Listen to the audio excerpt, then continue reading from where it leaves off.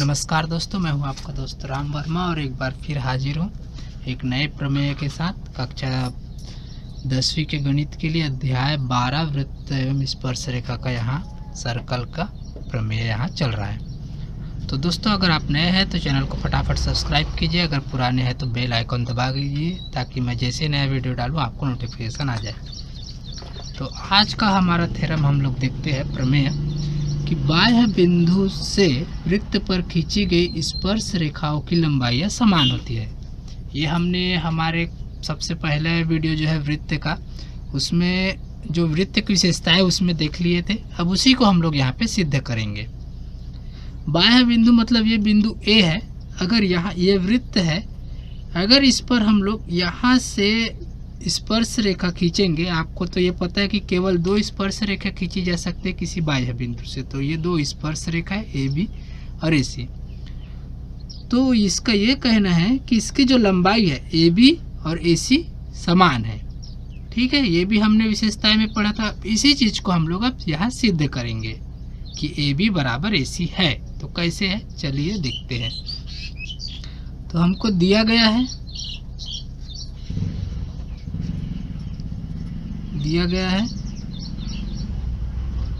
A B तथा A B और कौन सा ए सी वृत्त की 2 स्पर्श रेखाखंड है। अब रेखाएं तो अनंत होती है, ये रेखाखंड है। ठीक है, यहाँ तक है। अब सिद्ध करना है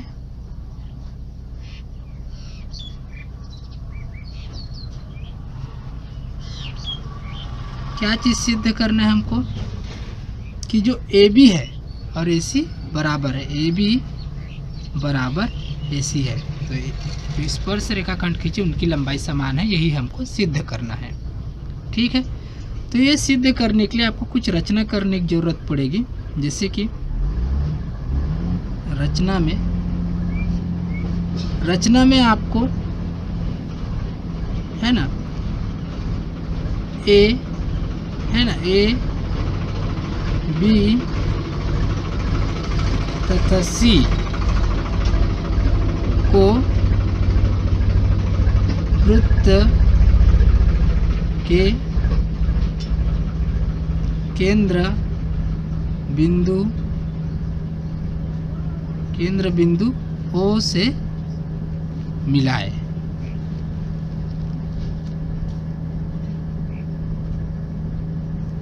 ठीक है, इतना आपको ये रचना करना है। अब यहाँ से हमारा उपपत्ति चालू करेंगे।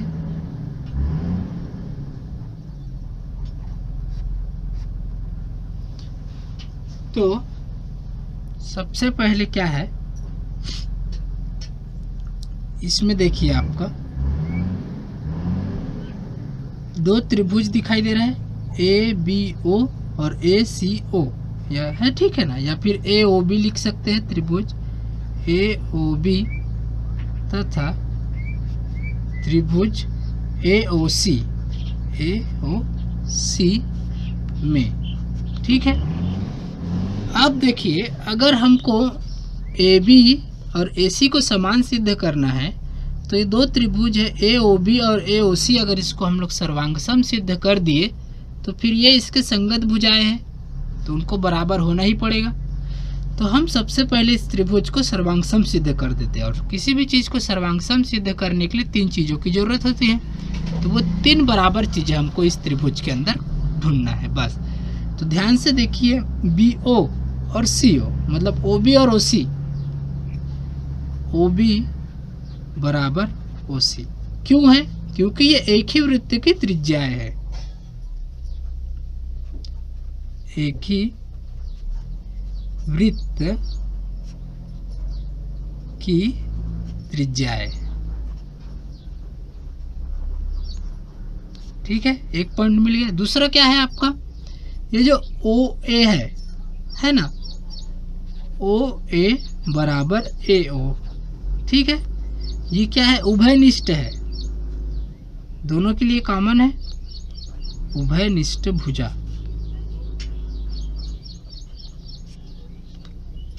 ठीक।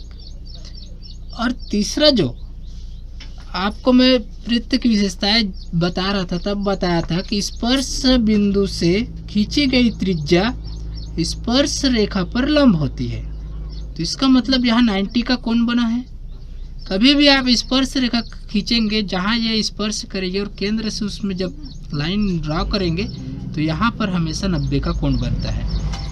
तो एंगल ए बी ओ बराबर एंगल ए सी ओ बराबर 90 अंश है। तो इसके पीछे कारण ये है कि स्पर्श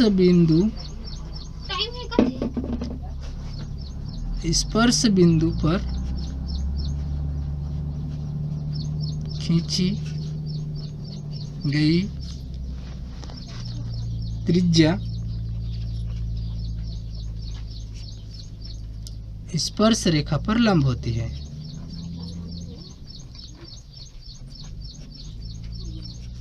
ठीक है।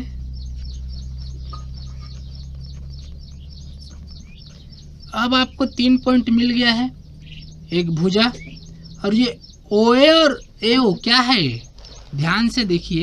ये 90 का कोण है, ये 90 का कोण है, तो ये क्या है, ये उसके सामने की भुजा कर्ण है। ठीक है, आपका ये कर्ण है और ये एक समकोण है। तो यहाँ पे कौन से प्रमेय से ये त्रिभुज सर्वांगसम सिद्ध होंगे कसौटी पर? तो त्रिभुज AOB सर्वांगसम, क्योंकि 3 कंडीशन चाहिए, तीनों हम लिख लिए हैं। त्रिभुज AOC क्या होगा, समकोण कर्ण भुजा। हमने एक 90 का कोण दिखाया है समकोण, और OA और AO कर्ण है।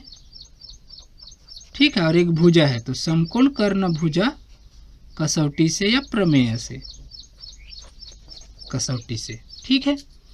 अब जब ये त्रिभुज सर्वांगसम हो गए हैं, तो अब देखिए यहाँ पर AB, ये जो AB है और AC है, तो ये दोनों बराबर होंगे, क्योंकि इस त्रिभुज का ये भुजा और ये संगत भुजा है। इसीलिए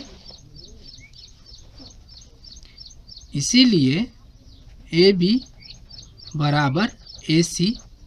क्या कारण है, सर्वांगसम त्रिभुज के संगत भुजा।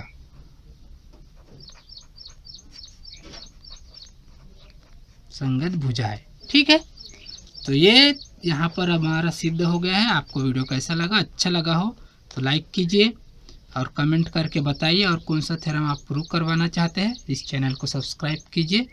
धन्यवाद।